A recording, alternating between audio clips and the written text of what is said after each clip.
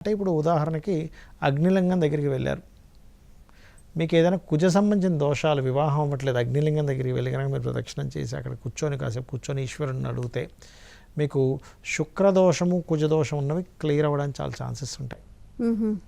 అర్థమైందమ్మా? అలాగే యమలింగం, దాని తర్వాత అగ్నిలింగం తర్వాత యమలింగం ఉంటుంది. యమలింగం దగ్గరికి కనుక వెళ్ళినట్లయితే కొన్ని అపమృత్యు దోషాలు ఉంటాయి సరే, అపమృత్యు దోషాలు తీరుతాయమ్మ యమలింగం దగ్గరికి వెళ్తే. అలాగే వాళ్ళకి ఏదైనా కెరియర్లో సెటిల్మెంట్ లేదు, యమలింగాన్ని దగ్గరికి వెళ్ళినట్లయితే ఖచ్చితంగా క్లియర్ అవుతుంది. అదేవిధంగా నిరుతిలింగం కూడా ఏంటంటే కొంతమందికి రాహు ద్వారా కొన్ని ఇబ్బందులు వస్తుంటాయి, ఆ రాహు సంబంధించిన దోషాలు పోతాయి నిరుతిలింగం దగ్గరికి వెళ్ళినట్లయితే. వరుణలింగం పశ్చిమాలను ఉంటుంది.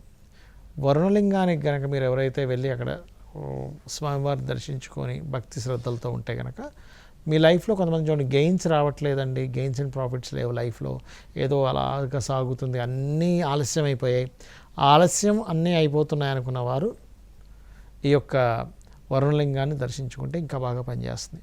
అలాగే వాయులింగం, వాయువ్య బాగానే ఉంటుంది ఆ కొండకి, వాయులింగాన్ని కనుక దర్శించుకున్నట్లయితే వాళ్ళకి మానసిక రుగ్మతలు పోతాయి.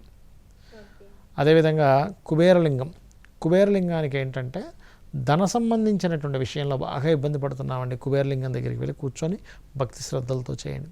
ఈశానలింగం మీ ఆలోచన విధానాన్ని మారుస్తుంది.